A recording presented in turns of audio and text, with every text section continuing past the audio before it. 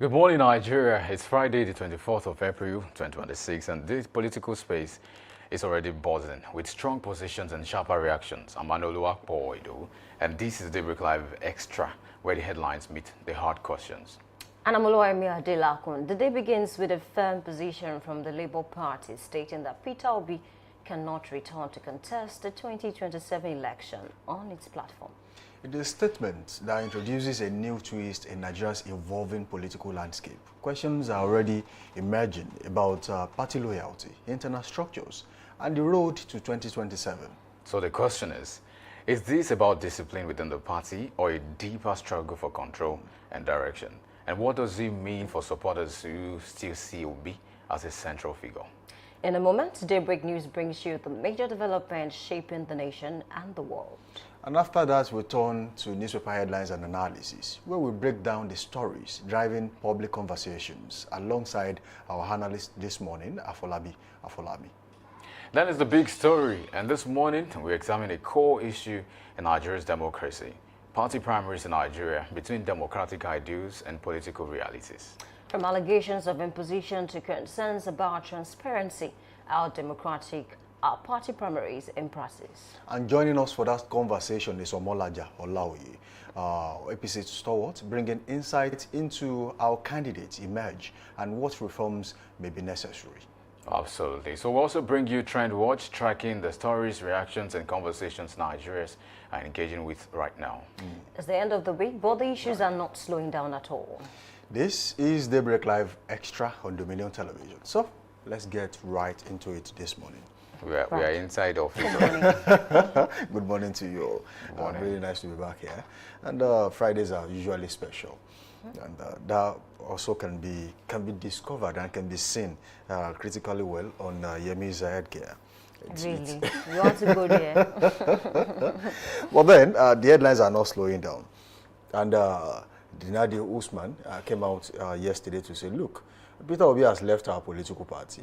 And that for me means that that has effectively put to rest the chances of him coming back to the party. And, you know, some people might want to echo the same sentiment as Nenadi Usman, saying, look, when the party had crisis, when they needed a central figure like Peter Obi, he was nowhere to be found. In fact, he was said to be one of those who polarized the party further because of his own interest too. Probably he wanted, you know, someone else, and at the end of the day, it didn't work out well. And this woman came out to say, look, we have restructured our political party in one way, and we are looking forward to forging ahead, maybe with someone else as the central figure in that political party.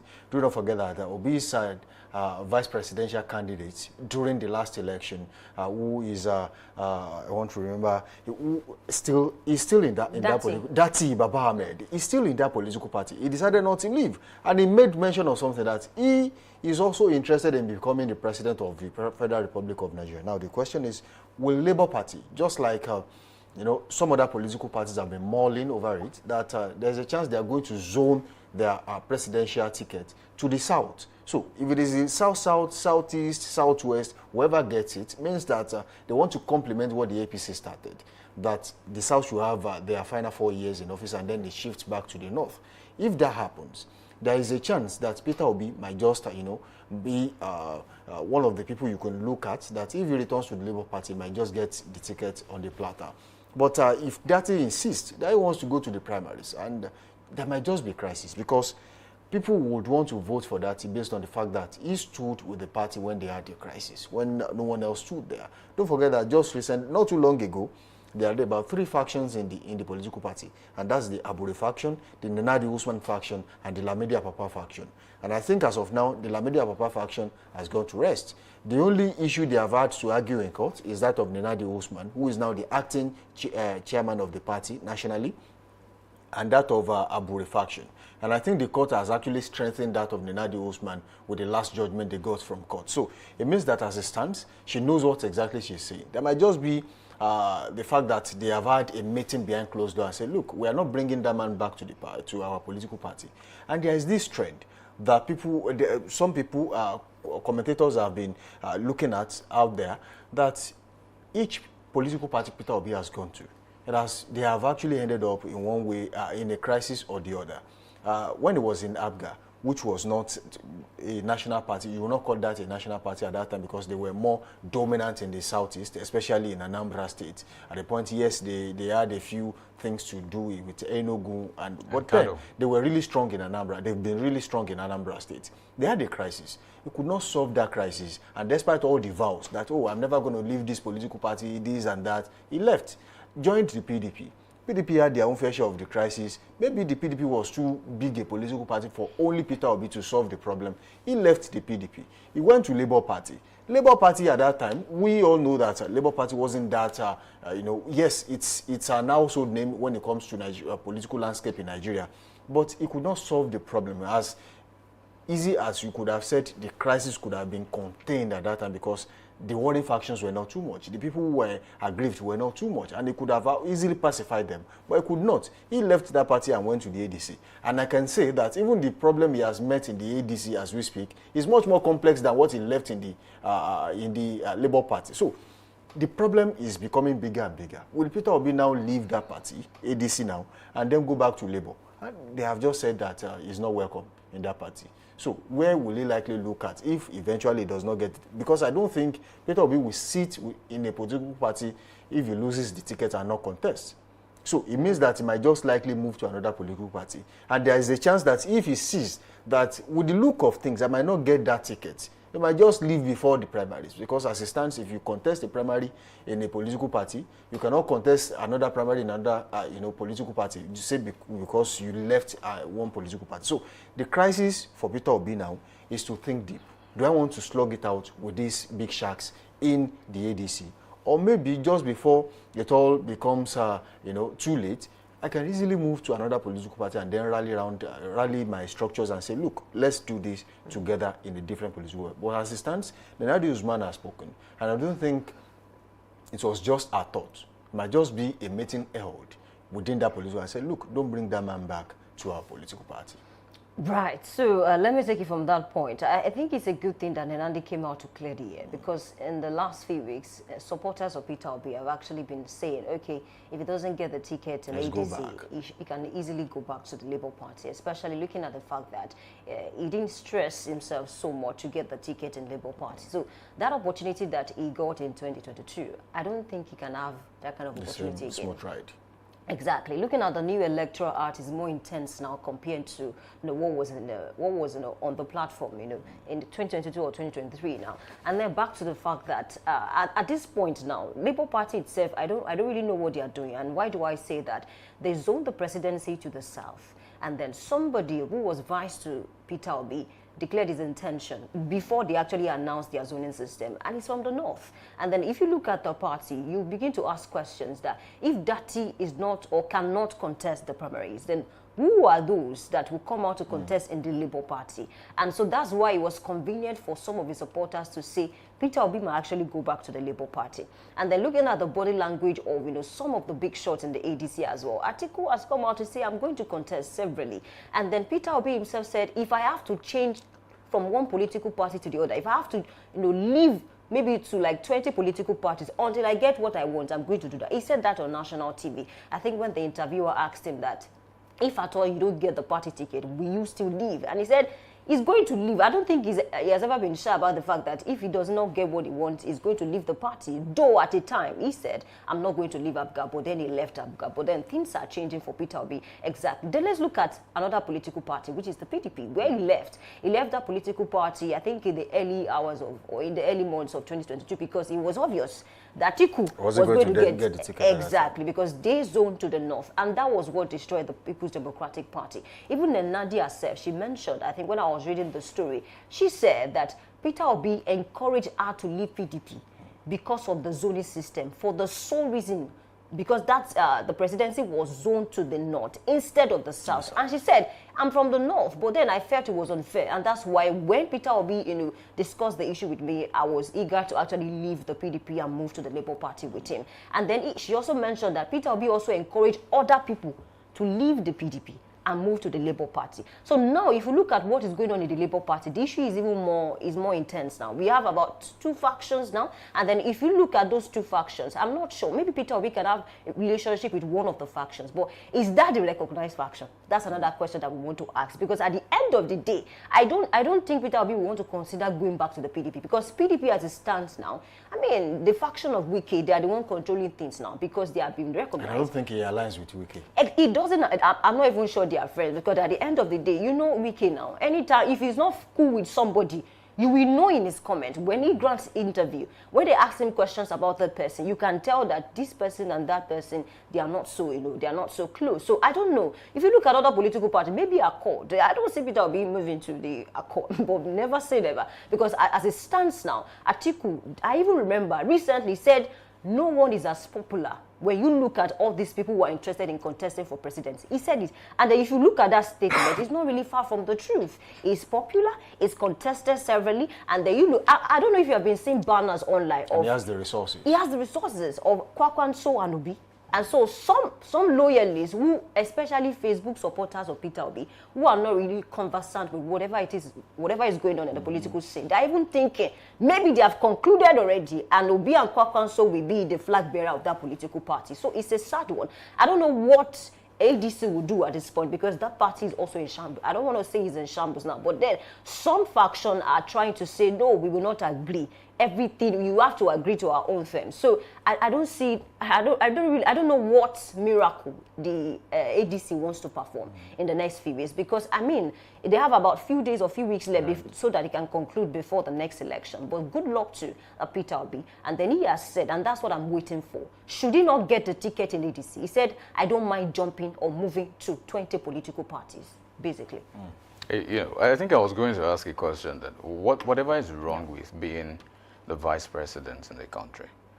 Well, I understand people have ambitions, you have things you want to become, you have a dream and all of that, and it's okay to have dreams. But what I'm not cool with is if the chips are down and then you still insist he has to be president or nothing, then it questions really if you are really a servant leader in that sense, if you really want to serve the people or you just want a personal mandate to come to pass. We can have a mandate for the nation. We can also have a mandate for individuals. So if we have to table it to probably look at why do you want this? You contested, you polled about 6.1 million votes in 2023. People clapped. You were the third leg. People expected you to do more, to probably build the party more in terms of structure, try to get the trust of the Nigerian people, and all of a sudden you made a move. And so the move is telling a story that I think it will still boil down to the issue of lack of ideological positioning for parties and for our political structure. Because a lot of persons just find it so easy to say, because of my interest, I'm defecting to this party, and they expect nothing to come out of it as a negative. In fact, when you come against them, they try to tell you 1 or 2 things, and maybe the reasons why they are doing that. But I was looking at this old issue of, and I was trying to ask the question, can LP pull 6.1 million votes come 2027? Labour Party, is it possible for them to pull that? If yes, who is the candidate that should be in charge of that? Who is the candidate that is more preferred, more prominent, and maybe that has the resources for them to really pull that? And you ask the question really, that how possible is this for Labour Party to still contest fairly and probably win a lot of positions come 2027? It's questionable. Well, the law is very clear to say that 21 days before primaries, you should have decided, right? What we see a lot of times when this kind of issue, what I want to say that it is not impossible yet that Labour Party can still absorb him. And this is why it can go through the political route of saying that we still want to absorb you. When, okay, I know Usman has said what she said, but you know, it's beyond what she said now. Because if the chiefs, if it comes down to really making the decision for the Labour Party as to what will benefit the Labour Party, I think eventually they might still have to look at the best option, and maybe the best option for them would be Peter Obi if he wants to come back. But of course, a lot of persons have lost interest. They have lost their trust in the party and even in Peter Obi. In fact, some of these people said, you know, I mean, I think I saw a coalition of people saying they do not trust in the Labour Party again. Ever since they tried to put all their support, their commitment to the party, it seems the party has toned them down. And it's because of the defection story. But again, which other party, I was trying to, just like you mentioned, you asked the question, which other party is more viable for Peter Obi to land? That would be a big question. Because NDP.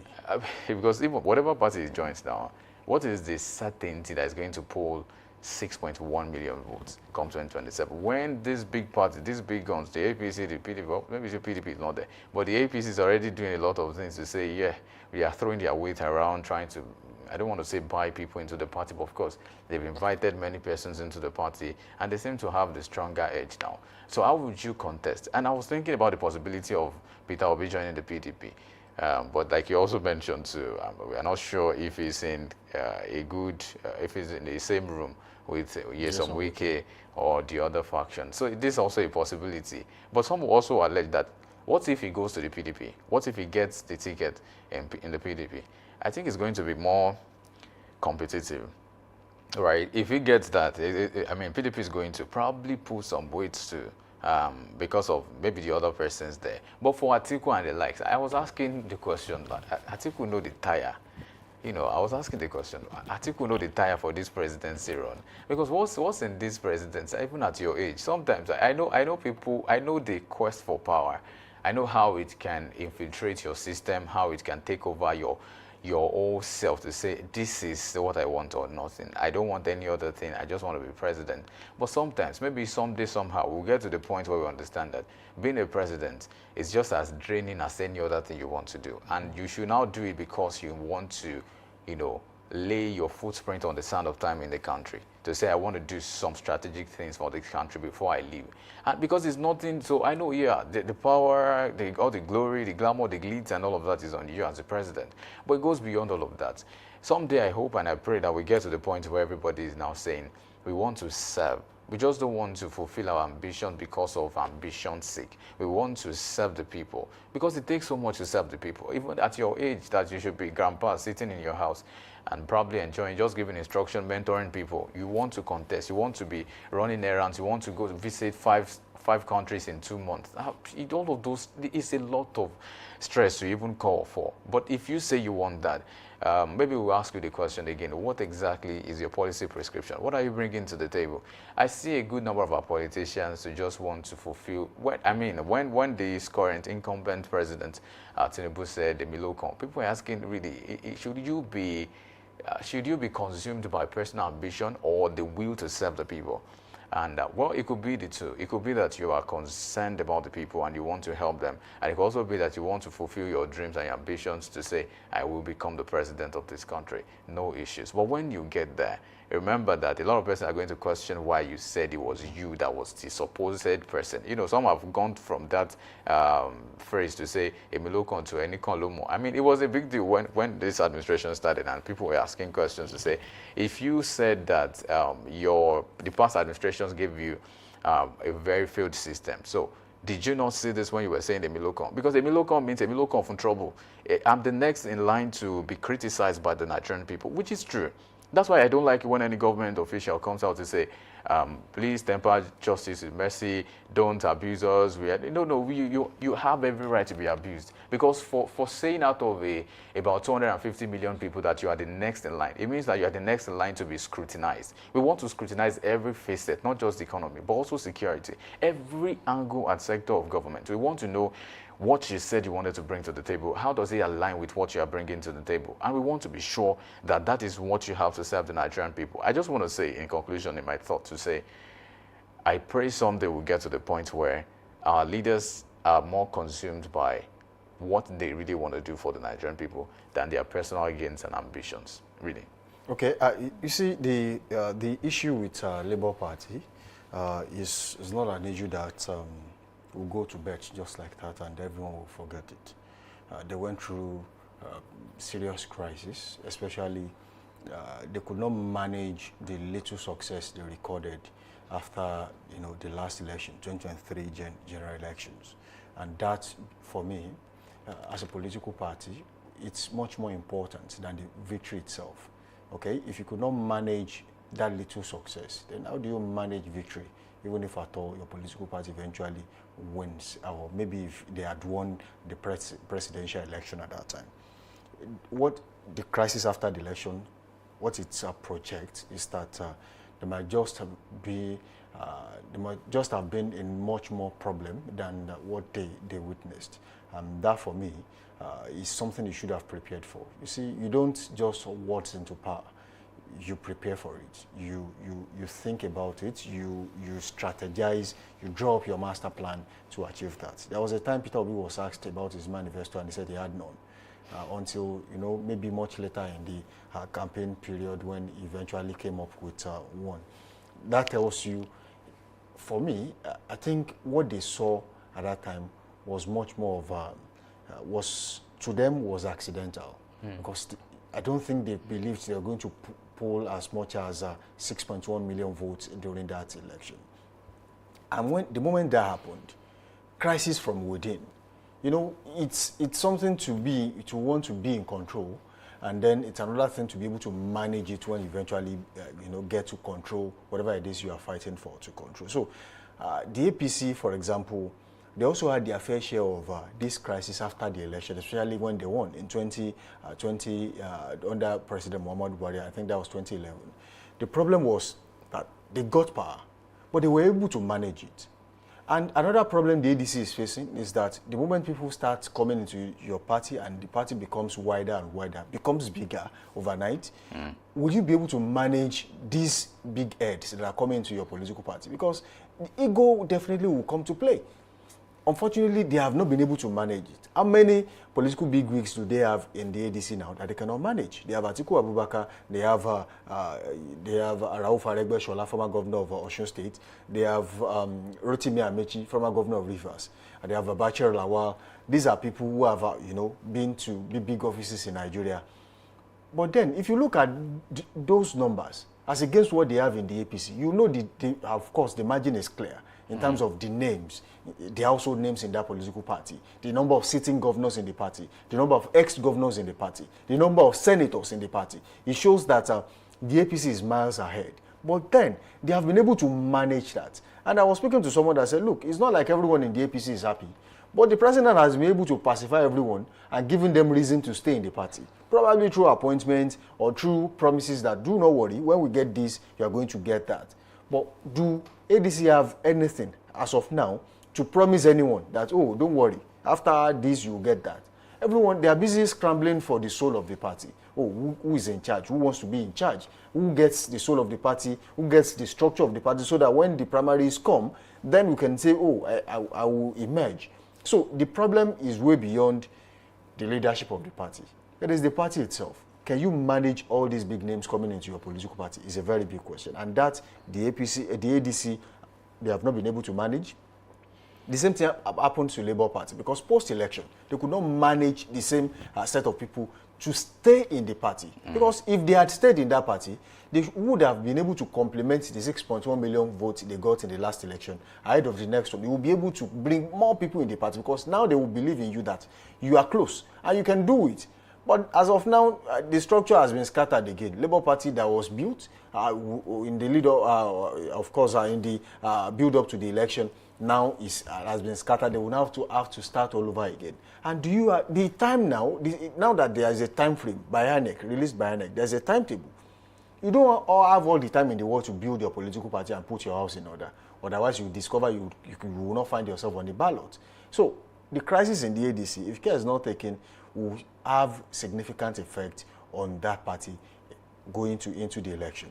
The crisis in the Labour Party, if care is not taken, in fact, it is already taking its effect, because if you look at that party now, how many people from the south would you say can shake Nigeria, just like Peter Obi did in the last election, that can contest in that party unless Peter Obi returns to their party. That's another crisis on their own hand that they really need to solve.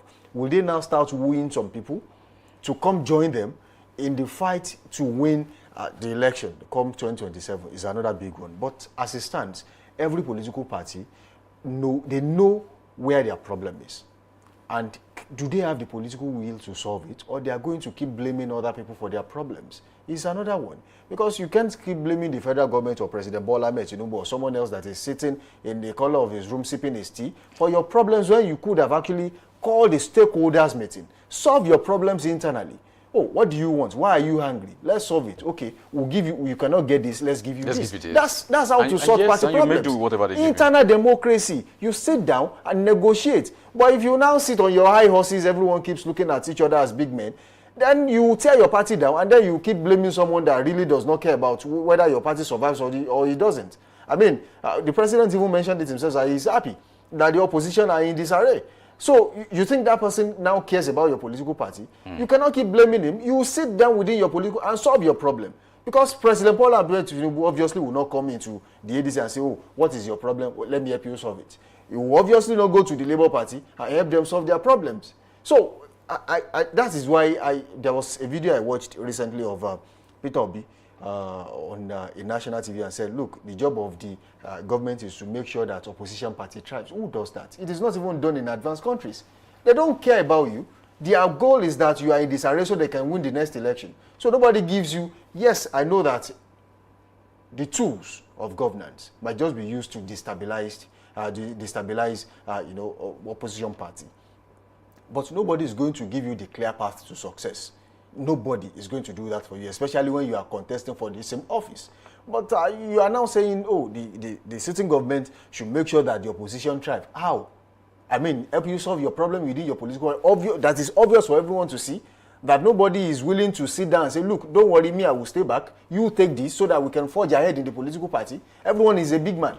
No clear leader in your political party. And you want to solve this problem. It's never going to be possible. The only thing now that can be done in all of these political parties that are blaming President Tinubu for their problem is to come back to the round table. Where exactly is the problem coming from? Let's uproot it. There is no party in the world that does not have people who are going to be aggrieved. Everyone, there has to be someone in the party that is not happy with what is going on. And that person might just be the saboteur in your party, might sabotage all efforts. So if you can find that person or the group of people or the clique, then you can solve your problem and say, what exactly is your problem? Let's solve it. We'll give you this. We cannot give you 100%. We'll give you 60. We'll give you 40. And then the problem will be solved. Until that time, we continue to have the same set of problems we are seeing in all these opposition parties in Nigeria. Right. And I also think that most politicians and the opposition parties, they don't understand the concept of delayed gratification. I think the current president that we have now, at some point, he had a chance of becoming VP to Buhari, but he said, no, let someone else do it. When it's my time, I'll put in all my effort to ensure that I win. But if you look at the ADC as we speak now, most of them, they want to get it now. If it's not now, then it's never. And that was what destroyed PDP. Because if they had zoned to the south in 2022, maybe PDP will still be kicking today and will have that full strength. And maybe it can become a very good option for so many of those politicians. And then one more thing is, I think some supporters of Peter Obi allege that it appears the ruling party likes to create crises in any political party Peter Obi finds himself. So to what extent is that true? At the end of the day, I'm of the opinion that 50% of the problems that the opposition parties are facing today was caused by the party members. Yeah, you might want to disagree with, but I think so, because ego is what's killing some of those opposition parties and then the party members. We've never had it this bad. We've never seen opposition parties, behave in this manner. It's been a while, because majorly you're supposed to be looking for how to tackle the ruling government, but then it appears that these people did not do their job in the last 2-3 years. Now that we are closer to general elections, they are more concerned about telling Tinubu to vacate the papacy, and then they want to come back. They want to come back. Exactly. So it really does not make any sense to me. If you didn't do your job, if you didn't start early, yeah, that's what I'm going. Opposition parties did not start their job early. They were more concerned. Were they even playing proper opposition? They were not. If you look, go and see how APC is trying to get people to register. and then you compare it with what ADC, PDP, and Labour They have Party, over what 50 they are million doing. party members registered now. Exactly. And So some of them are even struggling to get 2-3 million. so that speaks to the fact that a political party is more serious, is more ready, regardless what people are saying. They are focused, eyes on the prize. But all these opposition parties, they are not doing the needful. It doesn't make any sense to me. And that's why Labour Party has not grown beyond that level. And that's why PDP has not grown beyond that level. And that's why even Accord, that's why I said Accord, it doesn't look like Peter will be my good. Because even at the state level, people are even still scared for Adeleke. That he left for the Accord Party and left PDP. But then he didn't have any other choice but to leave to Accord Party. So even at the state level, he's not that strong. Let's not even talk about national level. So until these people understand the concept of delayed gratification, and then they try to beat down their ego a little bit, it might continue, basically. You know, just last, I would say something very quick, and I think it's something I've always said, that until we start running parties like institutions, we will not get better. We will not get the better side of politics in Nigeria. And I mean by institutions, I mean, can we have it that anybody that is coming into the party must bow to the constitution of the party? We have party constitutions in the country, very true. But where is the party constitution? And what does it mean that we are getting someone that is a big brain in terms of politics, and then the person comes now and is deciding for the party that he's just joining?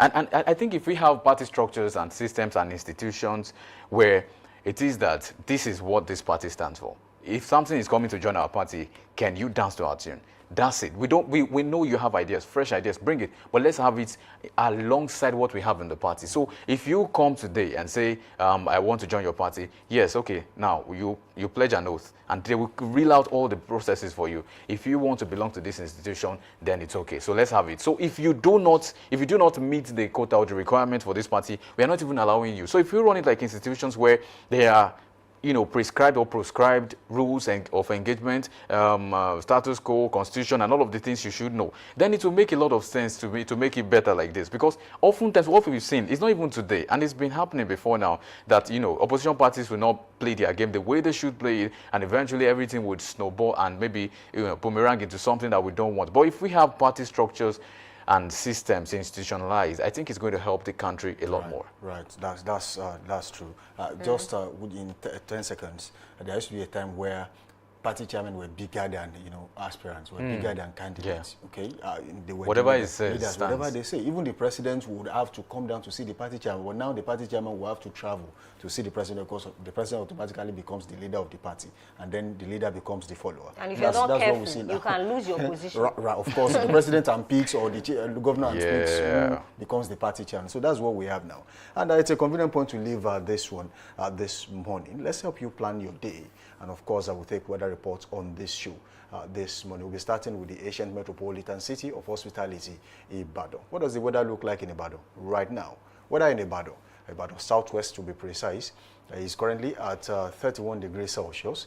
And promise of showers later in the morning, with weather dropping to 30 degrees Celsius, and humidity will be at 52%. And by afternoon, it rises back to 31 degrees Celsius. It will be cloudy, humidity drops to 24%. And by evening, it drops further to 27 degrees Celsius, mostly cloudy, humidity drops to 3%. And overnight, it will be cloudy, and weather drops to 25 degrees Celsius, humidity will be at 5% right there in Ibadan today. From Ibadan, let's cross to Abeokuta North, Ogun. Weather in Abeokuta feels like 31 degrees Celsius this morning, and later in the morning is expected to be around 31 degrees Celsius as well. Showers around 64%.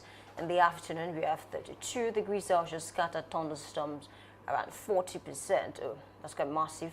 In the evening, it drops to 27 degrees Celsius, partly cloudy around 3%. And overnight, it drops to 26 degrees Celsius, mostly cloudy around 12%. And that's what we have for Abeokuta this morning. And from Abeokuta now to Lagos. And Lagos, let's see what the weather would look like still in the southwest state. Today in Lagos, the weather is feeling like 33 degrees Celsius across board. In the morning, 30 degrees Celsius, expected to be mostly cloudy at 21% humidity. In the afternoon, just a slight increase of 1 degree Celsius to 31 to become partly cloudy at 20% humidity. And then evening, it drops just by 3 degrees Celsius down to 28 degrees Celsius, expected to be mostly cloudy at 14%. And overnight, it drops much further by just 1 degree Celsius to become cloudy at 17% humidity in Lagos today. All right, away from Lagos this morning, let's take this one from another southwestern state, and I will be going to Osun. Yes, Osun in Osogbo this morning. Weather in Osogbo is currently at 26 degrees Celsius, and it will be mostly cloudy later in the morning as weather rises to 29 degrees Celsius with humidity at 6%. It will be partly cloudy in the afternoon. It rises further to 32 degrees Celsius. Humidity rises drastically to 20%. And by evening, weather drops to 26 degrees Celsius. It will be mostly cloudy, humidity at 2%. And overnight, there will be a slight drop to 25 degrees Celsius. It will be cloudy and humidity will be at 6% right there in Osogbo today. And from Osogbo, let's cross to Ekiti, southwest this morning. The weather feels like 25 degrees Celsius, and later in the morning is expected to be around 28 degrees Celsius, cloudy around 9%. In the afternoon, it rises to 30 degrees Celsius, partly cloudy around 19%. And in the evening, it drops to 25 degrees Celsius, cloudy around 3%. And overnight, it drops further to 24 degrees Celsius, cloudy around 3%. And that's what we have for Ekiti, southwest this morning. And from Ekiti now to check what's obtainable in Maiduguri, Borno State today, because the weather feels like 28 degrees Celsius.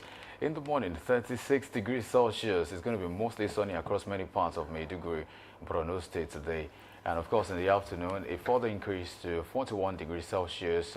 It's going to be partly cloudy at 0% humidity across the border. In the evening, it drops down to 32 degrees Celsius, expected to be partly cloudy. And of course, that's what we have today in Maiduguri, Borno State. All right, away from Borno State this morning, we'll take this one from Suleja in Niger State, and that is in the north central. As we speak, weather in Suleja, Niger State is currently at 29 degrees Celsius. Later in the morning, it will remain the same, cloudy at 29 degrees Celsius, and humidity will be at 4%. It will be partly cloudy in the afternoon. Weather rises to 34 degrees Celsius. Humidity drops to 1%, and it will be clear later in the evening as weather drops to 29 degrees Celsius, humidity at 2%. And overnight, we have a drop to 26 degrees Celsius. It will be cloudy. Humidity maintains 2% right there in Suleja, Niger State today. And from Suleja, we cross to Kano Municipal. And weather in Kano this morning feels like 27 degrees Celsius. Later in the morning is expected to be around 33 degrees Celsius, partly cloudy around 0%. In the afternoon, we have 39 degrees Celsius, partly cloudy around 0% as well. In the evening, it drops to 33 degrees Celsius, partly cloudy around 0%. And overnight, it drops further to 28 degrees Celsius, partly cloudy around 0%. And that's what we have for Kano this morning. And from Kano now to Port Harcourt, River State, the weather feels like 23 degrees Celsius across board. And in the morning, 27 degrees Celsius with a promise of thunderstorms at 78% humidity right there. In the afternoon, they further increase to 28 degrees Celsius to become cloudy. In Port Harcourt today at 24% humidity, and then it drops back to 23 degrees Celsius, dropping 5 degrees Celsius down to become mostly cloudy at 3%. And of course, overnight, a further drop of about 1 degree Celsius with the promise of scattered thunderstorms at 37% humidity in Port Harcourt, River State today. Right, of course, weather report this morning. Lastly, we'll take this one from the FCT. And right now in Abuja, weather is currently, just like in Niger State, is currently at 29 degrees Celsius. But there will be a drop to 28 degrees Celsius later in the morning. It will be cloudy. Humidity will be at 6%. It will be partly cloudy later in the afternoon at 33 degrees Celsius. Humidity at 1%. But it will be all clear, just like in Abuja, as weather returns to 29 degrees Celsius in the evening, and humidity will be at 4%. Overnight, it will be cloudy. Weather returns to 25 degrees Celsius, and humidity will be at 9% right there in Abuja, the Federal Capital Territory, today. And that will be all we can take on weather report this morning. Do well to link up with us on all social media platforms, Facebook, Instagram, and TikTok at Dominion Broadcast, and on X, formerly Twitter, at Dominion Cast. You can watch us live on our website at www.dominion.org.ng, dominion.org.ng. We now go on a quick break. And when we return, we take the news. We'll be back.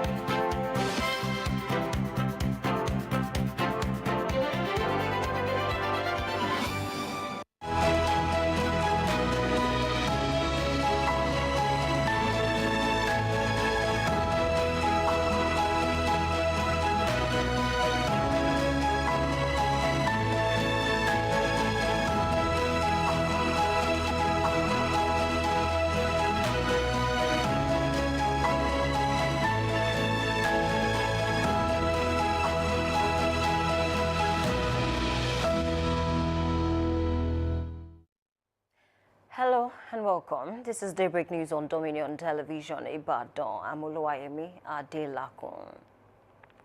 President Bola Tinubu has asked the Senate to approve a fresh external loan of $516.3 billion to fund key sections of the proposed Sokoto-Badagry Superhighway.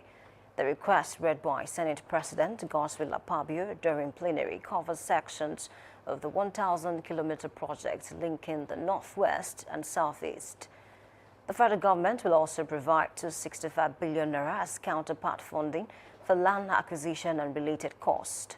The loan, which has already secured Federal Executive Council approval, comes with a 9-year repayment period and up to 3 years grace. The Senate has confirmed Mutaka Rabi Dama as a Minister of the Federal Republic of Nigeria. His confirmation followed his screening during plenary. Dama was nominated by President Bola Tinubu to replace former Housing Minister Ahmed Musa Dangiwa. Senate President Godswill Akpabio had earlier referred the nomination to the Committee of the Whole. Dama previously served as Executive Secretary of the Petroleum Technology Development Fund.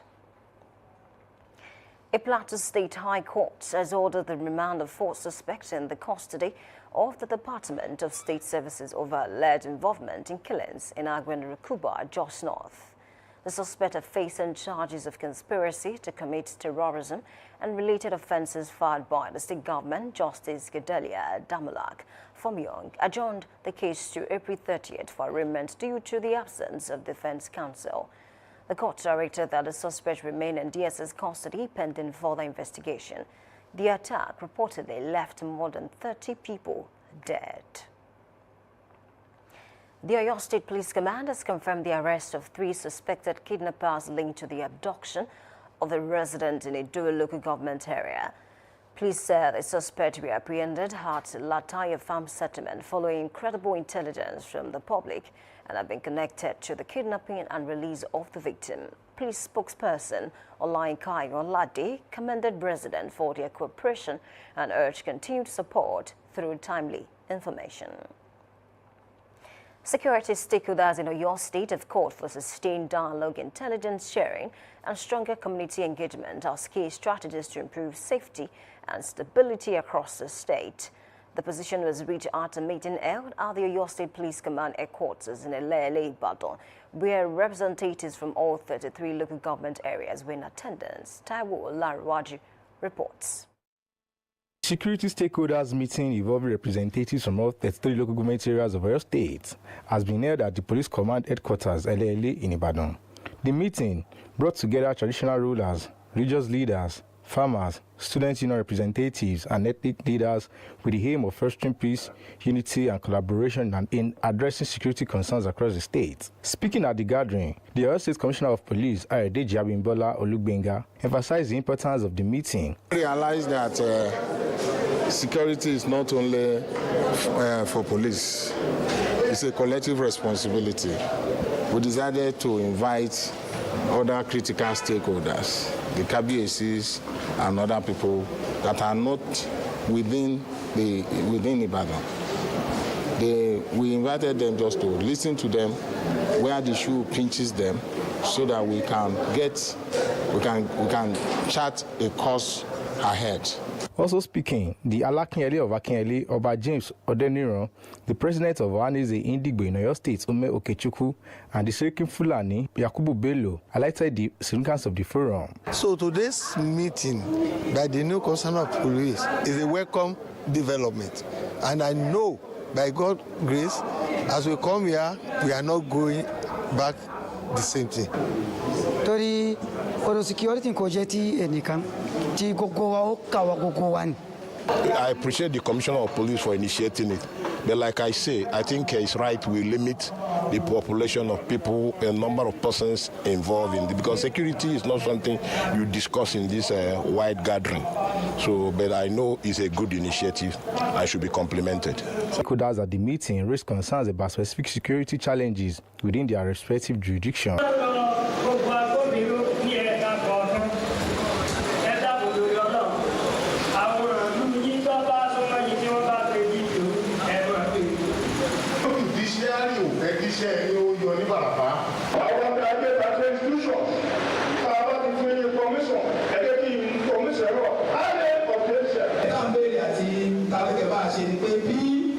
àwọn ọmọ ìyá wa yóò ṣe ní máa kó ohun èlò olóró wọ ìgboro mọ́. The meeting featured extensive deliberations of the security situation in Oyo State, with participants agreeing on the need for sustained dialogue, intelligence sharing, and community engagement. Taiwo Olanrewaju, reporting for Dominion News. Security stakeholders. In business, the federal government has said it will waive debt owed by domestic airlines to aviation agencies in a move aimed at easing pressure from the ongoing Jet A1 fuel crisis. Minister of Aviation and Aerospace Development, Festus Keyamo, disclosed these at a meeting in Abuja convened to address rising aviation fee cost. He also said President Bola Tinubu is considering broader reforms to reduce multiple charges affecting air travel. Meanwhile, Airpeace chairman Allen Oyema warned that airlines are under severe strain as Jet A1 prices surge from about 900 naira to over 3,300 naira per litre.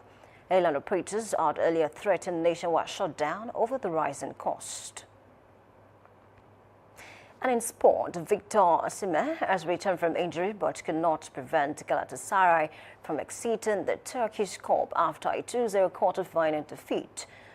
The Nigerian striker, sidelined for several weeks with an arm injury, came on in the 78th minute after returning to full training earlier in the week.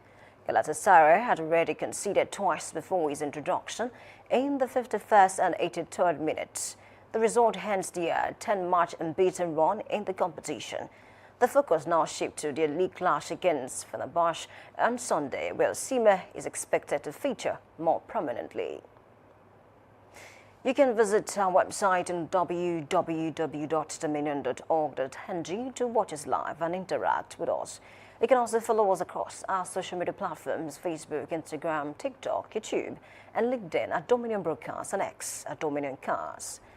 And the hence Daybreak News on Dominion Television. I'm Oluwaimi Adelakun saying thank you for watching and good morning.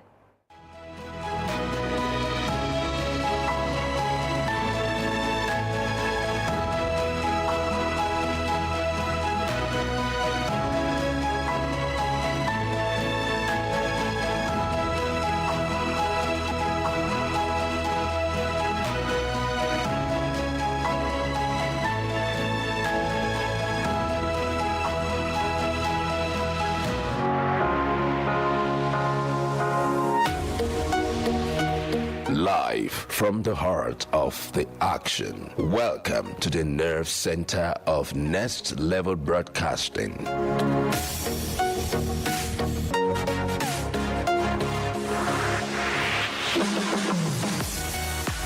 This is the OB van, where the studio meets the street. Equipped with cutting-edge cameras, crystal clear audio, real-time switching, and broadcast control, we don't just capture moments, we deliver the experience live. Anywhere, anytime, from stadiums to red carpets, breaking news to buzzing festivals, weddings, birthdays, and all sorts of ceremonies. We bring the world to your screen in real time. It's not just a van, it's a complete mobile production house, a command center, a broadcast beast. This is more than a broadcast. This is the OB van difference. Live, loud, limitless.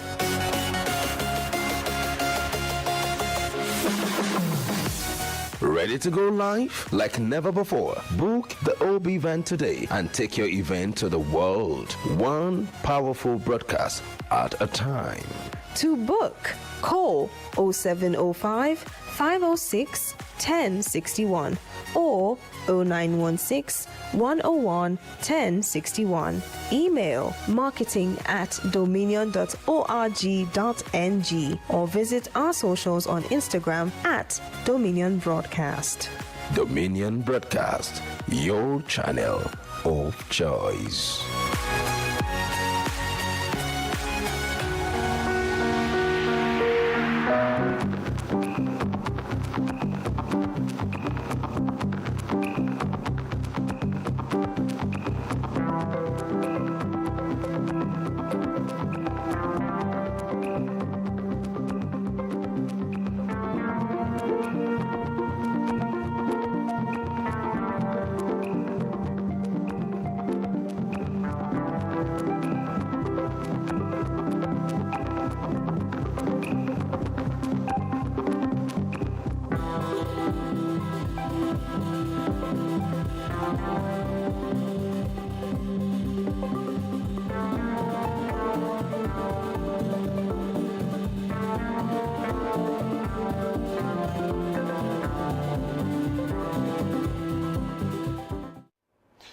right, welcome back from that short break, and this is that segment where we bring you major stories on the pages of the newspaper this morning.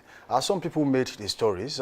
Some stories are being made by some people, and interestingly, there are major stories on the Nation newspaper this morning.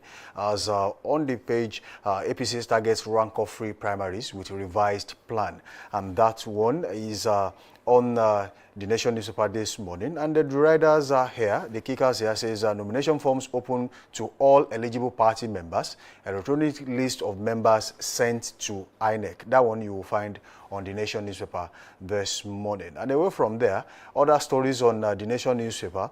This is talking about a stout member of the ADC in Nigeria, and that is talking about Malam Nasir El-Rufai, former governor of Rivers State. El-Rufai arraigned in Abuja for intercepting Ribado's phone chats. Agency seeks order to conceal witness identities.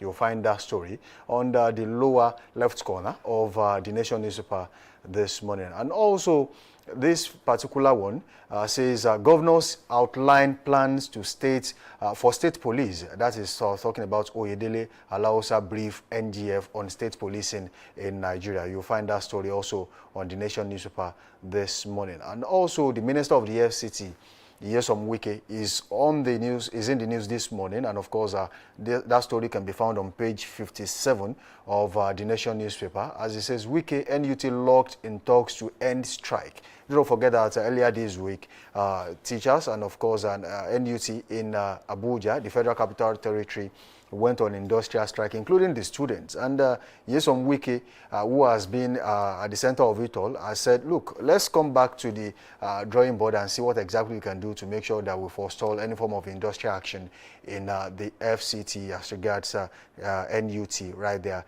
in Abuja. Away from the Nation newspaper this morning, let's take stories from Guardian newspaper, and the major headline on Guardian newspaper says how caucus consensus candidacy erode internal democracy in parties. You find that on the Guardian newspaper this morning. And some other stories on the top half of the paper says Obi Bauchi governor meets as Labour Party shuts door amid fears of PDP fielding candidates. That story you will find on page 3 of the Guardian newspaper this morning. Earlier this morning, we spoke about the chances of Peter Obi returning to Labour Party, and what Nnadi Usman, who is now the acting chairman of the Labour Party in Nigeria, has said about him, saying, look, before Obi decides to return to that party, there is a chance that they might have closed the online register and, of course, sent it to INEC. So if that is the case, Obi has no chance of returning to Labour Party.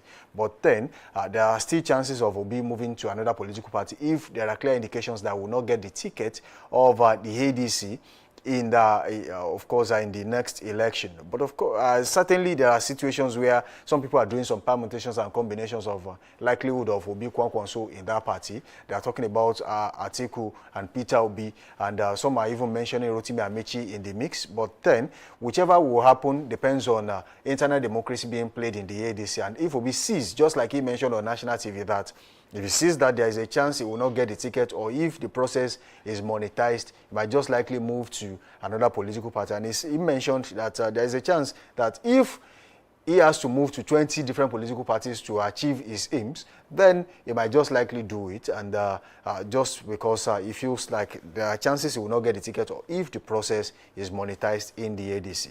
Also, on page 3 of the Guardian newspaper this morning, you have this headline: delayed special seats for women bill may undermine 27 polls. Reps won. That story is on page 3. There has been moves and some permutations about reserved seats for women on the floor of the Assembly, in the National Assembly, and of course the Senate. And some people are saying, how do you decide where these women will be coming from? Is it how many from the Southwest? And if you are picking from the Southwest, if you say 3 from the Southwest, which of these constituencies are they going to be coming from? How do you play internal politics to make sure that some of the people and men in these constituencies actually cede this ticket to women? Are there going to be standing rules on how this is done? This and more is being discussed on the floor of the House, and some people are warning that there might be chances that this will affect the 2027 polls if this bill is delayed further. And also, Atiku Abubakar, one of the biggest names in the ADC, is in the news this morning. ADC, Atiku query new loans as Senate considers 516 million request for Sokoto Badagry project. Some people are saying, look, this administration said they are making more money, but then they are continuing to borrowed. And also, some people in some quarters are saying, if you are borrowing and then there is a capital project and there are clear paths to paying back these loans, then there is no cause for alarm. But some are saying, if you now borrow and then you cannot say exactly what you have done with the money, then there is a crisis to be addressed. Also, this particular one will be on page 7 of the Guardian newspaper this morning. Migration Organization records 8,000 deaths, missing persons in 2025. Some people have decided to move out of the country, especially the Japa syndrome, as they have reported that some people are losing their lives in the bid to leave Nigeria for other countries. Away from the Guardian newspaper this morning, let's take this one from The Punch. And on The Punch, the major headline on the Punch newspaper says, automatic ticket, Tinubu leaves lawmakers' fate in governor's hands.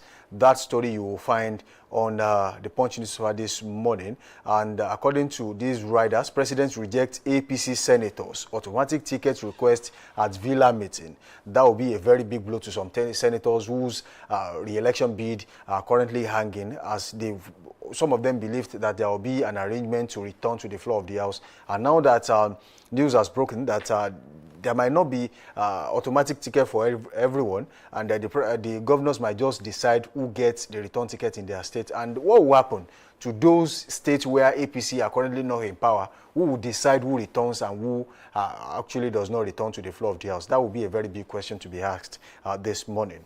Away from there, we take this one. Ruling party governors get presidency's nod to spearhead state primaries. It's a big one, decision. So what if there are feuds between the governor and some lawmakers? What will happen to them? Some of them might just lose their seats and not get the chance to return to the floor of the House.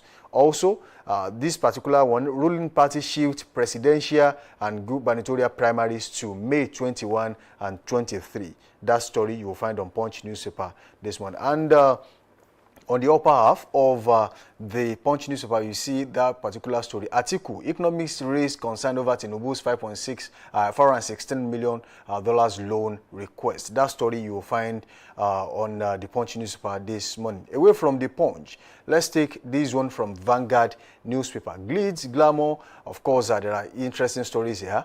Tinubu writes Senate seeks approval to borrow fresh $516 million loan. That story is also on Vanguard newspaper, cuts across all major newspapers this morning. And you find this one on page 7 of Vanguard. It says 20 killed in fresh Borno Plateau attacks. Situations and surrounding killings across the country, banditry, insurgency, kidnappings that eventually ends in death of their victims they have been the talk of the town, and some people are questioning what exactly the security agencies are doing and the political will of the government to make sure that things are done the proper way in the country. Away from there, let's take this particular one. APC shifts governors and presidential primaries to May 21 and 23. That story you will also find on Vanguard newspaper this morning. Let's take this one very quickly before we round off on this segment of the show this morning. I will move straight to Daily Trust newspaper this morning. And on the lower half of Daily Trust newspaper, you find this story. FCTA converts Abuja hospital land to private estates. That story you will find on Daily Trust this morning. And on the upper half, you find this one. Tinubu 2027. Peter Obi pushes for Southeast North Alliance. Will that happen? And are there permutations and combinations in place to make sure that this happens for Peter Obi ahead of the next election? Don't forget that he was in the Labour Party in 2023 and he gathered over 6 million votes. And some people are saying, will he be able to gather the same momentum ahead of 2027 general elections? Does he still have the goodwill amongst the people? And is there enough time for him to prepare? Because as it stands, it's not clear that he's going to get the ticket in the ADC, and if he moves to another political party, will he get enough time to actually prepare? Do not forget that when he contested the Labour Party, it was clear even before the primaries that he was going to get the ticket. So the momentum was there. He was able to, of course, decide what to do and when to do it in the Labour Party at that time. But as it stands, will he be able to pull the same momentum going into the next election? That will be a very big one for Peter Obi and a very big question for him to answer this morning. And lastly, let's take this one story from Nigerian Tribune. 2027, rumblings in APC over aborted deal with lawmakers. Tinubu waits in, meets governors. That story will be on page 6 of the Nigerian Tribune this morning. And lastly, on newspaper headlines this morning, we'll take this one. Troops foil attack in Yobe, kill 24 terrorists. Of course, those pictures were here and there yesterday as regards the exploit of the Nigerian military in the northeast to make sure that the territorial sovereignty of Nigeria is protected at all costs. I think that will be all we can take on the headlines this morning. So thank you for being a part of the show so far. We'll go on a quick break, and when we return, it will be the big story with Anolu Akpo. It will be an interesting one. I'll be back.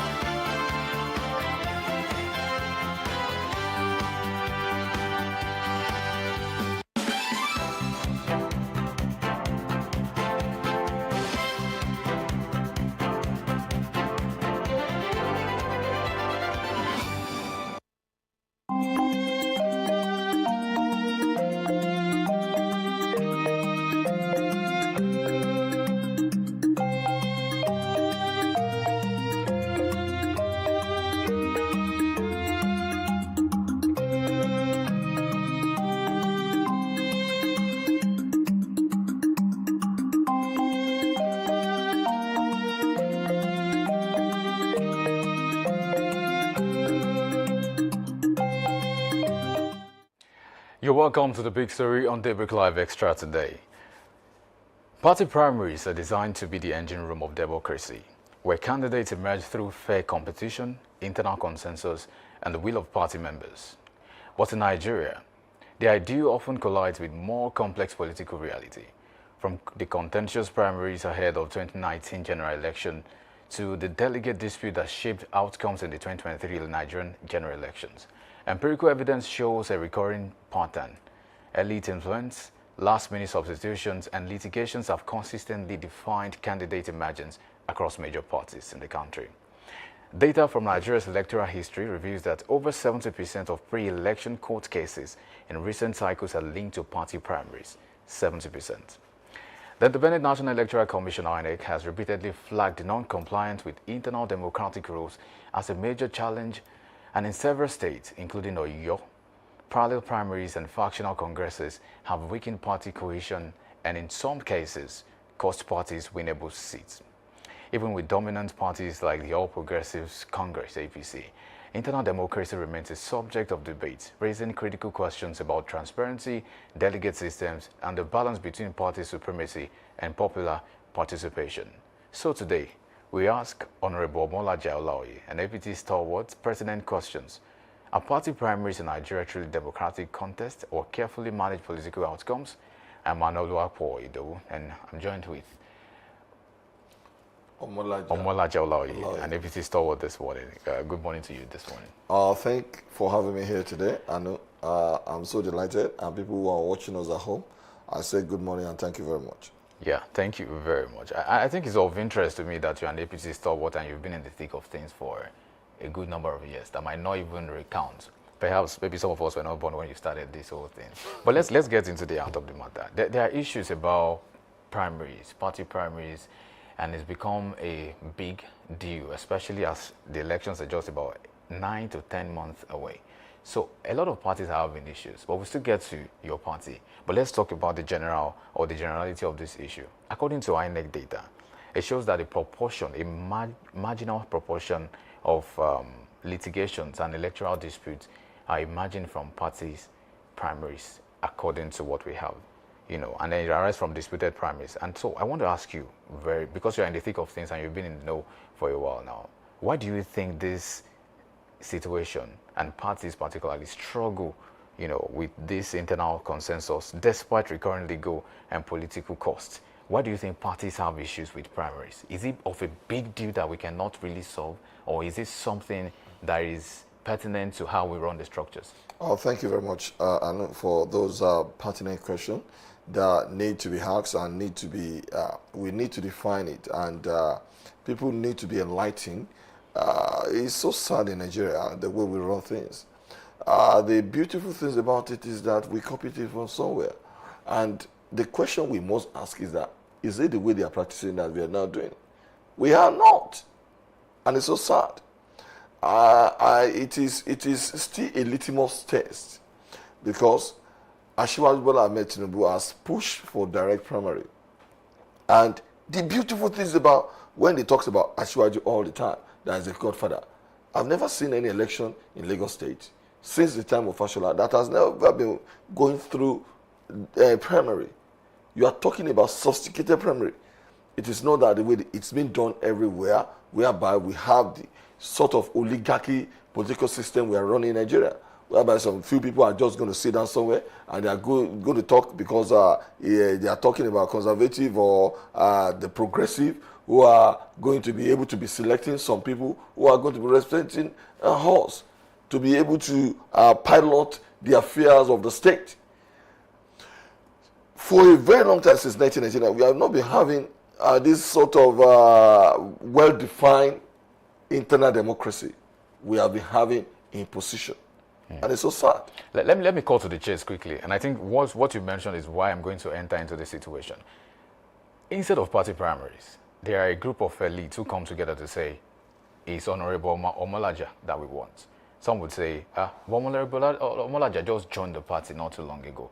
Others will say, you know what, let's have him because that's what the Godfather has said. And this is the case now. In the case of the last election, President Bola Ahmed Tinubu made mention that when the late president, the former president of the country, Muhammadu Buhari, was falling down, he said he was the one that was called. And he said, you know what, don't worry. So that exact statement reflects what we call Godfatherism in the APC structure. And then, just like we know, a lot of persons are saying that Tinubu has been a godfather from time past. In fact, more like he said that whoever was going to become the vice president at the time was going to be decided by him. So he was given the chance to become the vice president. But he said, you know what, let me give it to somebody else. And then that was when they picked, Yemi Osinbajo to become the vice president to the former president of this country. But what do you say to that? Because APC is also in this kind of situation where it's, should we say, celebrate godfatherism in that sect? No, it is we that call Tinubu godfatherism, a godfather. But he said it himself. No. That was one of He's a strategist. He's a strategist. When you are talking about strategist, it's different from when you are talking about a godfather. When you see a brilliant strategist, people are going to worship them whether we like it or not, because everybody wants to buy his ideas. Everybody wants to know how he thinks, and people around him knows that he wasn't the one that is making all those decisions. He pulled a lot of people with good ideas who can be able to brainstorm together in order to get a certain idea. He has been pursuing to bridge the gap between the North and the South for a very long time. You are talking about probably 2006 or probably before 2006. At least he has been creating a kind of political party that is going to conjure whether you are in the North, because a certain region cannot be able to win the election on his own. That is why he can be able to juxtapose and see that late Muhammadu Buhari then was a very saleable candidate. And when he noticed Buhari to be a saleable candidate, he doesn't debar others from joining the party as well. You are talking about Kwankwaso, you are talking about Atiku, you are talking about a lot of them that comes together. And when they wanted to do that primary, I am telling you, President Muhammadu Buhari then was so scared because he knew he hasn't got the resources to be able to conduct that primary. And one thing about Asiwaju Bola Ahmed Tinubu is that he knew he has a Southwest Joker, and that was the card he played during the time of the primary, and what brought Muhammadu Buhari into office. The kind of primary we had then, that was in 2014, it has never been done in the history of Nigeria. All those primary PDP have been doing, I always tell the guy, I'm telling you sincerely, presidential primary they are doing. You can remember when they wanted to do it for late Muhammad Yar'Adua. Before, and the one, what's it called? President Jonathan did was Telegade as well. Because you can see all those governors sitting at the entrance, watching all those delegates where they voted to. And when you are talking about this one that was conducted in 2014 for Muhammadu Buhari, was run in secret secret ballot system, and we saw how things play out. So it was because it is not about Tinubu being say a godfather, and he knew that when Buhari has completed his 8 years term, that is why he said Emi Lokan, Awa Lokan. He's now said that Emi Gan Lokan. That one means that when you are talking about things, I'm the one that lead all this, how you are going to become this. At least you should give me that chance. And he wanted to become, that vice president. It was political intrigue by Saraki, who said that, why is it going to be Muslim ticket? And the same Muslim ticket was what he repeated when he wanted to be elected into office. So for you to know that it is not about Asiwaju Bola Tinubu being a godfather, he is a political strategist. Yeah, I think that makes a lot of sense to me now. But let me get it straight. Do you believe Tinubu is not an APC godfather? It depends on the way you look at it. Because I was going to ask you the difference between being a strategist and being a godfather. It wasn't. People call him a godfather. He refined himself as a strategist. That is what he did. But he came across to people as a godfather. That was why people were calling him that. Well, I am sorry to compare Muhammad Sallallahu Alaihi Wasallam. What people celebrated him and people looks up to him.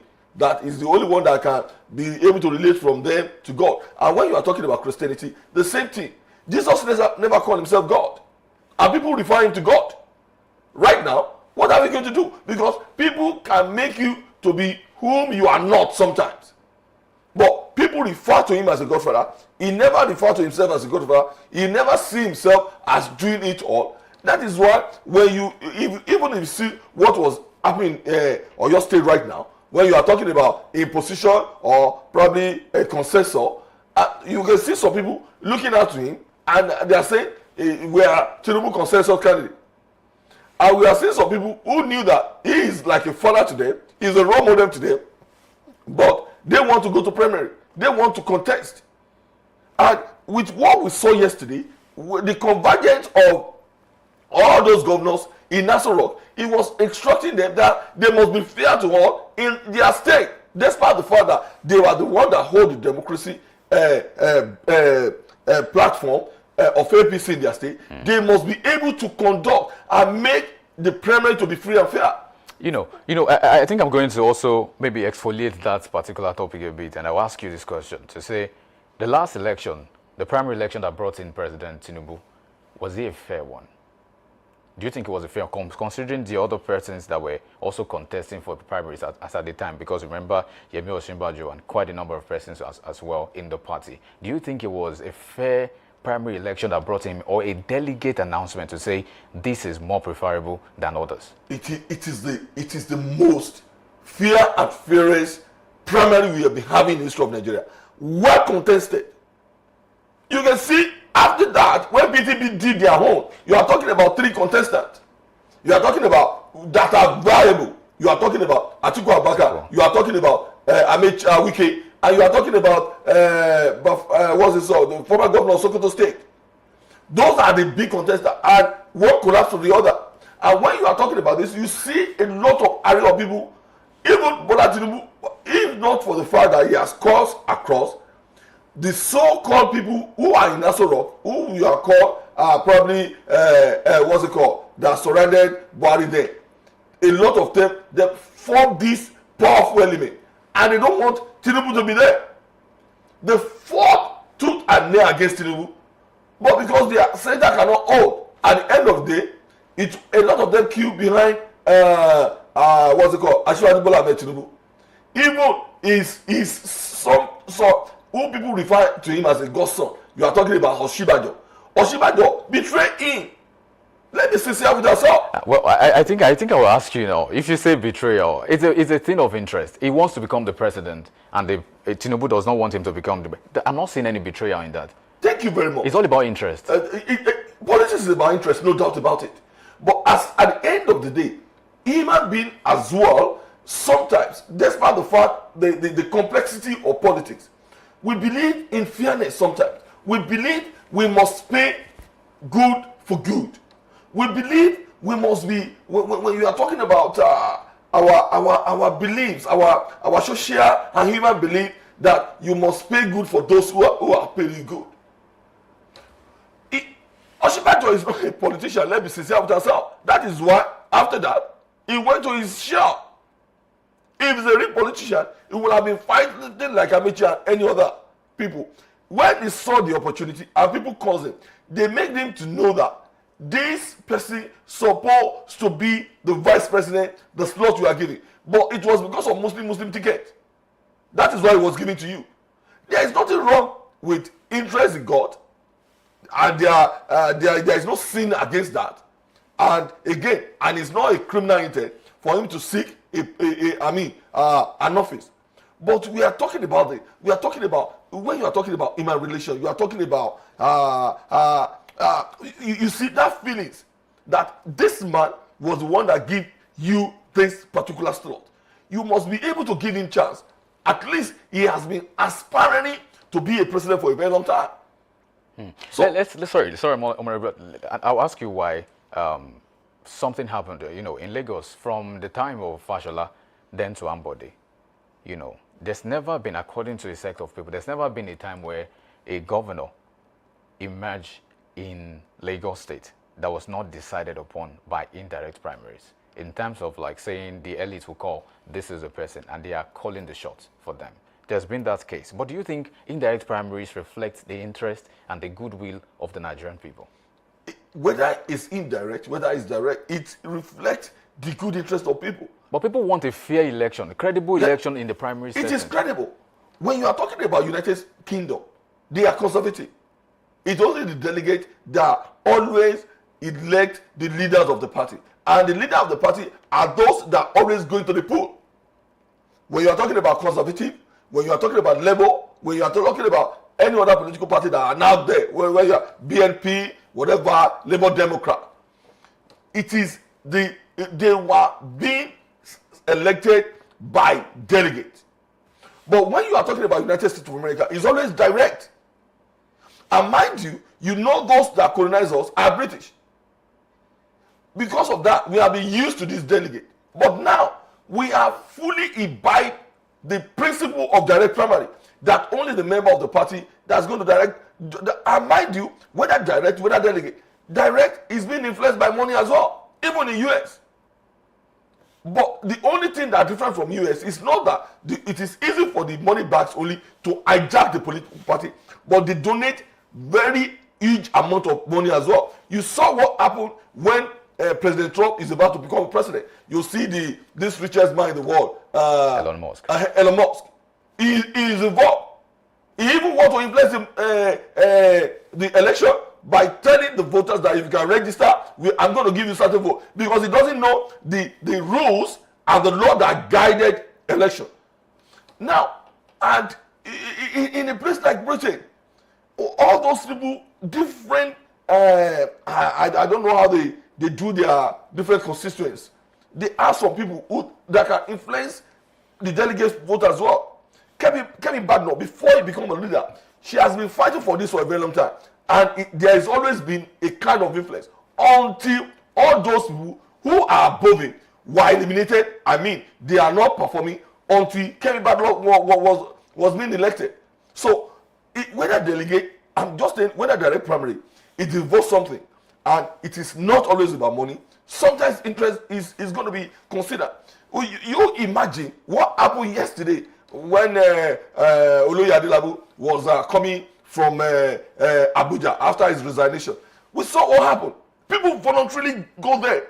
When they are not even informed, they just add whether 30 minutes, 20 minutes, and they went. And a lot of them pay money from their pocket for the transportation, feeding, and they went. In the Scottish song, for you to know that when people want someone, they don't mind, they can be able to invest in that kind of person. Honorable Moladile, you've brought us to Oyo State, and let's do Oyo State now. Let's just maybe spotlight a few things in Oyo State.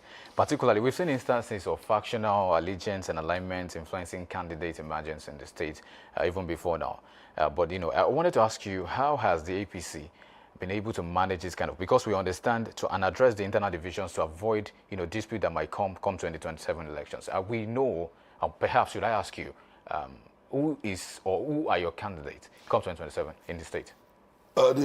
Just like PDP, we have different candidates. We have so many candidates. Oloye Adelabu is there. Senator Sarafa Adin is going to contest. We have Barrister Agbaje. We have Alao. We have an array of people. And we are expecting their primaries. Yes. And they want to go to the field. So from your let's do the scorecard game now to see who has performed. Thank God, Sharafaddin Ali is also a person to check his scorecard as to the national assignment that he has, and also the Adebayo Adelabu, also the Minister of Power, the former Minister of Power as of today, was also a person we can bring out his scorecard. Let's put it on the table based on what you think. If there's going to be any fair and credible primary at the APC in Oyo State, who do you think will emerge? It is not about whether who is going to emerge or not. Everybody have their preferred candidate, and everybody, and the beautiful thing is that a day is too long in politics. About 2 days ago, we never knew. Some people have even lost hope that Oloye Adelabu is going to resign, and they have been tutoring a particular candidate that is going to be consensus, and people has been flying up, and people has been criticizing the way why is it going to be consensus or not. Now that Oloye Adelabu is not in the fray, it's not even about scorecard, it's about acceptability. Because a lot of people are going to go to different constituencies and they are going to express themselves. But what influences acceptability? Acceptability, whether scorecard, even acceptance is complex to define. Why I'm saying this? I remember, I always like to refer to, all those developed world when we are going to talk. JF Kennedy wasn't a governor before he becomes the president of the United States of America. And we have seen Clinton, who become from the governorship to the presidency. But when you are talking about all these people, it's about they have the ability to be able to talk to people. They have that magnitude power of speech, including Obama. Obama that you are talking about, when you are talking about other ethnic group, probably back, that is about 10% in America, and you know the kind of, society America is, that those people believe the sentiment of white and white, or these are some things against the black. Who can think that Obama can become the president of the United States of America? Nobody will ever believe that. But because of his his delivery capacity, how he's going to deliver what, how he's going to talk to people, it really inflates. And the way you look as well. Your charismatic aura, how you can be able to carry people along, it really matters. But Honorable Omolaja, it's not only about scorecard, despite the fact that a lot of them can be able to display their scorecard or not. So that is, if you are talking about the scorecard, Clinton become the president at the age of 40. Kennedy become president at the age of 40 as well. 40 as well. He become a senator at the age of 23. So for you to know that, if we are talking about the scorecard, how are our youth going to become something when you think about the scorecard? Because when you are talking about the scorecard, you are talking about the longevity of years you have been in politics. But it shouldn't be like that. Let's limit it down now. The political terrain in the US, for example, is a lot different. And we say, for example, this is why there's a political ideology that every party in the US runs by. And it's not the same in Nigeria. Because you say, if you are not to use the scorecard and you want to base it on eloquence or your ability to say what you want to do, but if they say it, there are a lot of people, critics, who will go into, what did you say? How feasible are these things you're saying? For example, in the case of Nigeria, hardly would you see anybody that is even interested. Many presidential candidates in this country have declined interest, have declined, the offer to come on national television to say what they want to do presidential debates. A lot of them have said, there's no need for that, because they do not believe whatever they would say is amounting to what they will do in that sense. But let's take, I'm saying this scorecard because even if someone is coming for the first time into the political scene and is trying to become a president, there has to be a way we judge how has your leadership prowess been. Because that's exactly my claims. If we want to now put away their scorecard, how then can we now vet the right candidate? Thank you very much. What's it called? The father of democracy said that sometimes democracy is not the best way to choose people. And I will tell you, when you are talking about the scorecard, you continue saying the scorecard, but people don't believe in the scorecard, or not all the time. And when you are talking about ideology, in the United States of America, we have seen them breaking that system so many times. You are talking about Trump. President Trump, he has been jumping from one political to the other. It's not because of his belief, it's because of his ambition. Now, coming again, let's give an example for your state. Talking about the scorecard, if you are talking about the scorecard, somebody like Seyi Makinde will now become governor of your state because he has no experience when you are talking about politics. But at the time, do you think there was any better candidate? Chief Adebayo Adelabu was the best candidate. When you are talking about everything there, and when you are talking about the political party, if not for the fact that the elite, political elite, gang up, I can call them a gangster, political gangster, keep coming together and fuse together and dispose this man. He was the best candidate. I keep telling people, Engineer Seyi Makinde, when you are even talking about presentation or re-entry, things like that, apart from his money, he's not even up to about 3 or 4 candidates after Adelabu. You are talking about Joseph Tegbe. And you are talking about all the rest who are there in APC then, who are more better than Seyi Makinde. So you and Seyi Makinde, because of the gang up, nobody knows his scorecard. Nobody have seen his political ideology or his political party. Still, he was elected. For you to know, and it was a tsunami, big tsunami, voters turnout that we have not even seen in the history of Oyo State, and they voted for the man. But it is not only about the scorecard. For somebody like you to have the benefit, but I'm not saying it doesn't matter, but your ability to speak, your ability to carry yourself and present a lot of cases whereby people are going to be able to accept you because people want to listen to you. Honorable Malaja, I wanted to ask you, and I dare ask you that, do you think Adelabu is the right candidate? Is the best candidate that we have in Oyo State right now. Better than Sharaf Ali. Why am I saying it? It's because of his acceptance. It's because of he has been able to navigate difficulties in political terrain.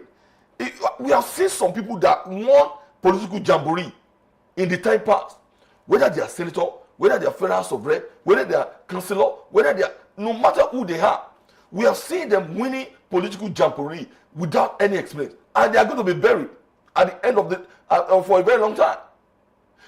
When Honorable was saying his Scotscar, he has become a chairman of a political party. That was in 90s. Why?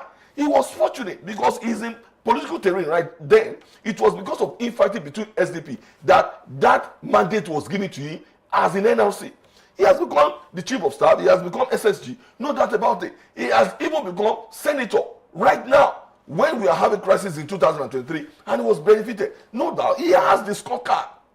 But when you are talking about Chief Adelabu, it was because of the gangerism of elites in Oyo State that disposing, that cheated, that he was cheated out. But was it not the same system that brought him into power in terms of appointment at the Minister of Power?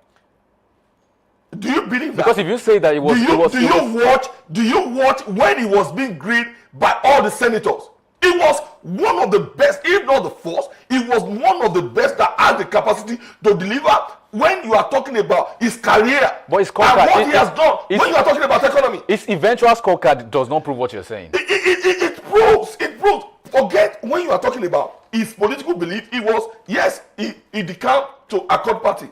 But when you are talking about, if you want to justify the best as a minister, you are not going to talk about your political party. Giving people appointments should not base on probably your ability to be in the party, a party member. It must be the capacity to deliver.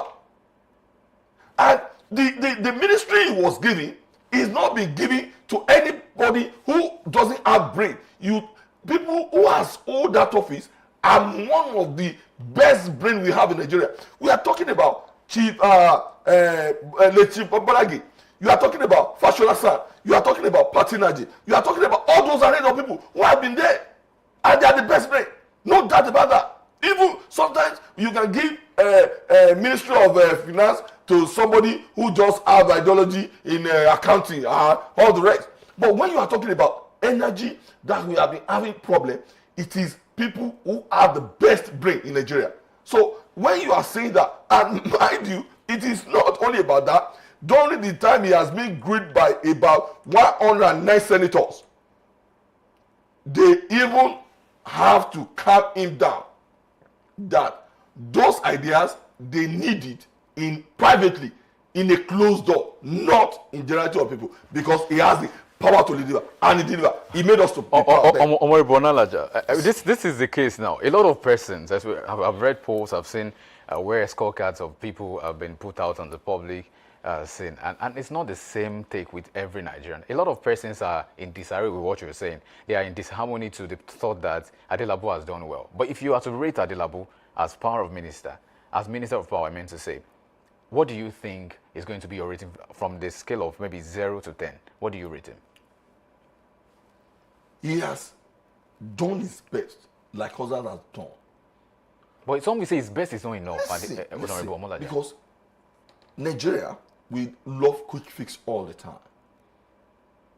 Britain has been a system for probably more than 1,000 years, probably 700 years. Nobody knows because it has never been colonized before. Apart from, you are talking about the Roman Empire, whatever you want to talk about. United States of America has been a system for almost 300 years right now. They are not getting their power. United States is being threatened by Canada that they are going to withdraw some of the power supply that has been given some state in United States during the dispute of this increment in taxation or not. For you to know that all America are not enjoy power source from national grid from America. But they have power. I am just saying, listen, somebody that borrow from, you are talking about Canada. Does it matter how you get? Listen, What matters is what you are asking me how it deliver, and I'm giving you an example. In UK, in Europe, in general, when there was problem, Ukraine and Russia war, that was then that we knew a lot of power is being given to the European Union by Russia, and it become increased, and they are having some problem. They might have stability, and I make sure to tell you that they have been, the number of years they have independence. Now we are not talking about Nigeria. We have in Nigeria that we have a lot of absolute power system. And again, what about the notion of Nigerians, their ability to believe in nationality? Now, first, there are a lot of saboteurs who are going to go and be damaging all this power equipment. Secondly, you have people who are in power industry that have been, that their corruption mentality is difficult to be erased. They are not going to, when we pay those in charge, they are not going to pay. They are going to divert the money into their pocket. I'm telling you about different problems we have in the power sector. There are people who are going to be stealing the transformer and all those stuff. What about those, the customers? They bypass, they refuse to pay. I know in UK, if you don't pay, if you own like £200 or £300 or £500, you are going to be taken to court. And there is no way you can cheat them by bypassing. So when you are talking about energy, their energy, they pay promptly. All these problems we have in energy sector, it is cumbersome and it's so difficult. That is why difficult for Adelabu to solve. That is why it was said that it shouldn't be national problem right now. That is why they asked all the states to take the bull by the horn, set up different ones, so it has been disengaged. Right. So it is not about being placed into central. Adelabu has done his best, and when he is leaving about 3 days ago, he provided the roadmap for president how this problem can be solved. You know, I mean, we could have this further, but Nigerians have taken the point. I mean, we've all heard the point from you. But lastly, just briefly now, your APC party, you set your cost to be 100 million for presidency, and then for governorship is about 50 million naira. Does this not exclude some competent but less wealthy people? Thank you very much. Just speak to that in just a few seconds. It is well defined in the system that it is not going to be only you. If you have a lot of area of support, you are going to see when somebody like Chief Adelabu, you are going to see that it's not the one that is going to pay for the form. It might be from the people. Does it not have the money? It is not about whether it has money. That is why a lot of money must be able to be carried by the members of the party who are going to be donating 1,000, 2,000, 3,000.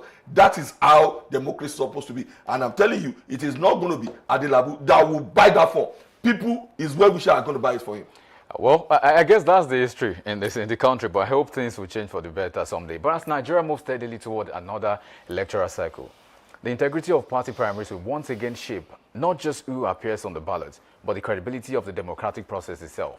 The data is clear. Flawed primaries lead to litigations, weaken party structures, and ultimately reduce voter confidence. Yet, they also present an opportunity for reform, innovation, and a return to democratic ideals that primaries were meant to uphold. For parties like the All Progressives Congress, APC, and others, the road to 2027 may not be decided at the general polls alone, but in how transparently, inclusively, and credibly they conduct their internal contests. Because in the end, democracy does not begin on election day. It begins within primaries and the parties themselves. A big thank you to Honorable Mola Jolawi and APC stalwart for joining us for the big story this morning. Thank you very much. Thank you for having me. Thank you. And of course, up next is Trend Watch, but that will be shortly after this break. Stay with us.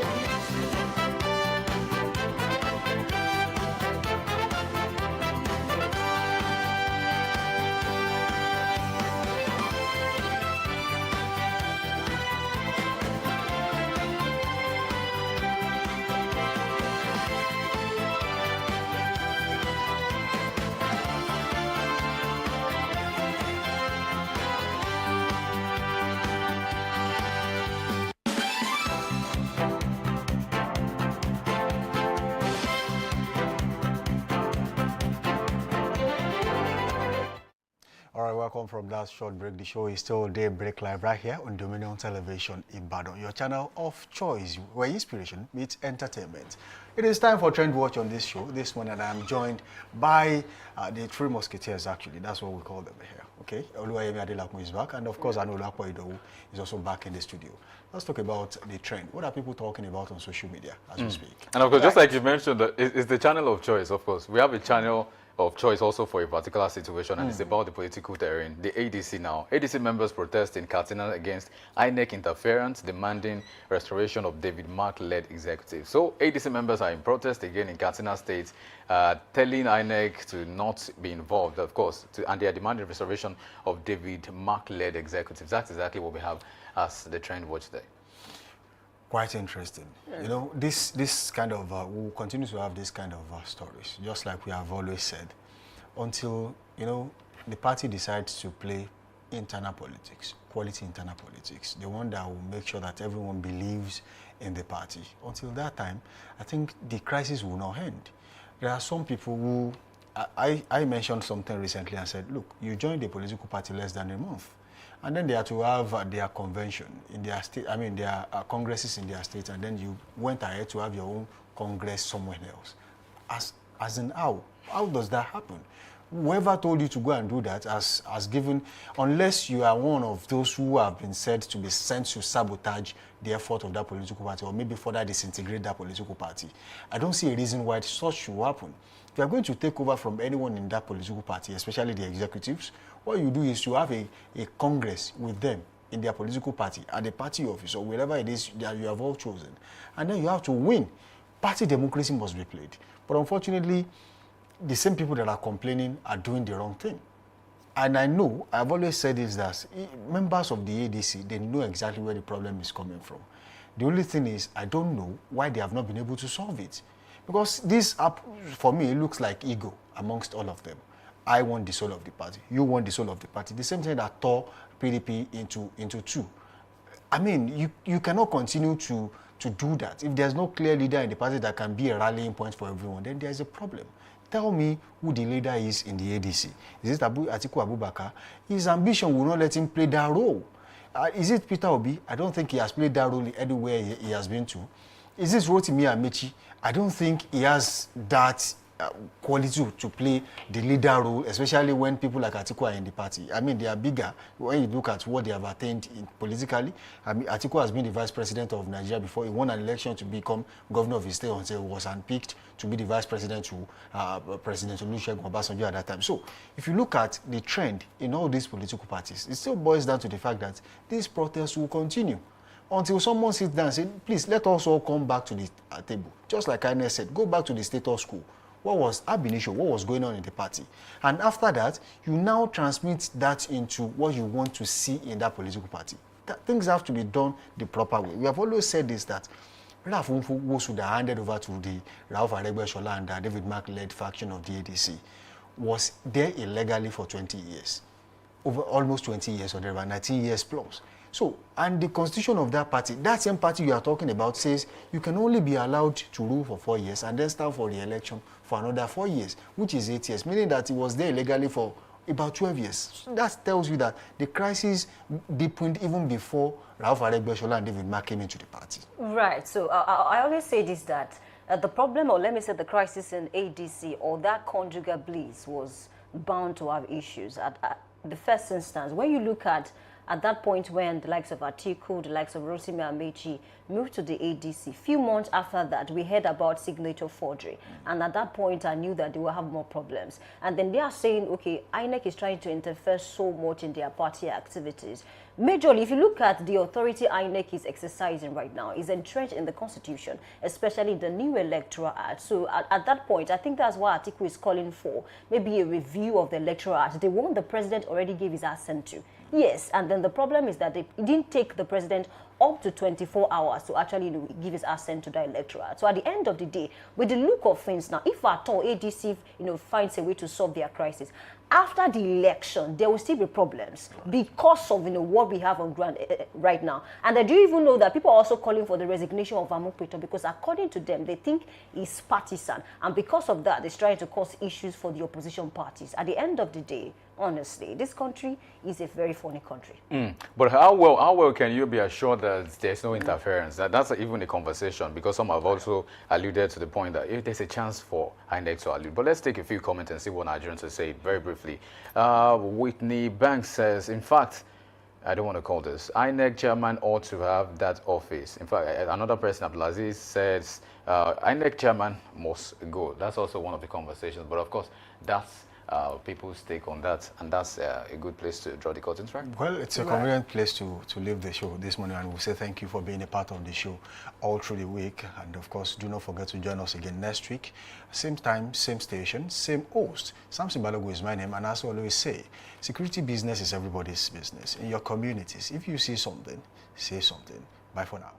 All right, my name is Oluwayemi Adelako. Thank you for being a part of the show. Do well to join us next week. And don't forget, your responsibility as a citizen of this country is to get your PVC and step out to vote. And my name is Anolu Akpo Edo. Enjoy the rest of the weekend, and bye for now.